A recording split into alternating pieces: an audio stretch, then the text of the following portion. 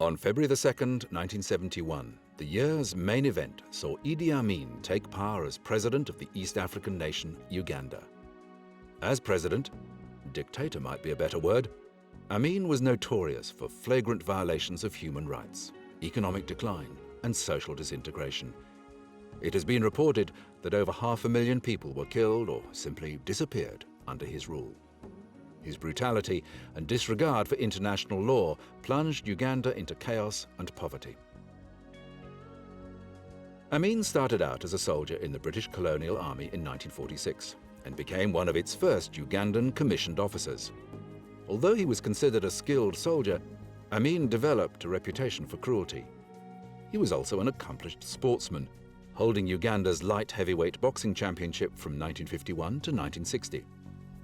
He became an officer as part of the British Africanization of the army. He rose through the ranks and was eventually made the army's chief of staff under Uganda's first president, Milton Obote. On January 25, 1971, while Obote attended a Commonwealth meeting in Singapore, Amin led a coup d'etat and seized control of the country, declaring himself the new president, while Obote fled to nearby Tanzania. In the beginning, Amin was welcomed both within Uganda and by the international community. He announced that the military-led government would only stay in control until new elections, also making promises like the release of all political prisoners.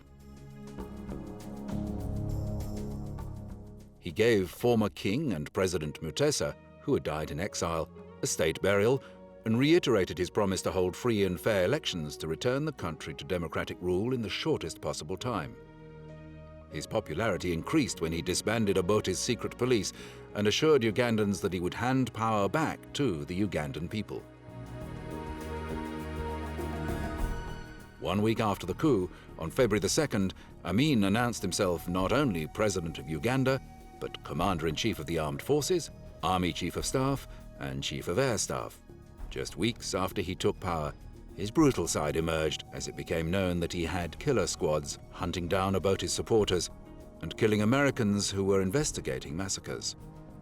The squads were responsible for tens of thousands of abductions, tortures, and murders of innocent people.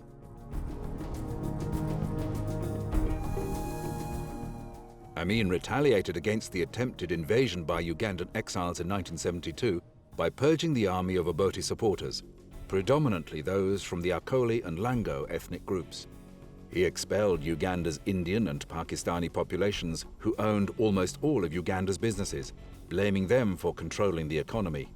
About 40,000 Indians and Pakistanis fled, many across neighboring borders.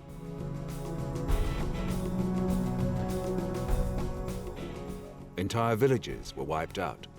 Cabinet ministers, journalists, university professors, business executives, and religious leaders disappeared by the dozen. However, most victims were ordinary citizens, killed at the whim of Amin's murderous henchmen. Amin was forced from power in 1979 by a combined force of Ugandan exiles and the Tanzanian army, forcing him to flee on April 11th, 1979. First escaping to Libya, eventually he settled in Saudi Arabia, where he died in 2003. Apparently he succumbed to a mixture of hypertension, kidney failure, and other ailments.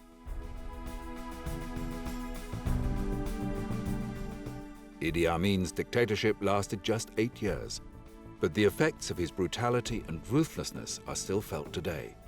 He used violence against both opponents and ordinary people alike, and transformed Uganda from prosperity into economic ruin.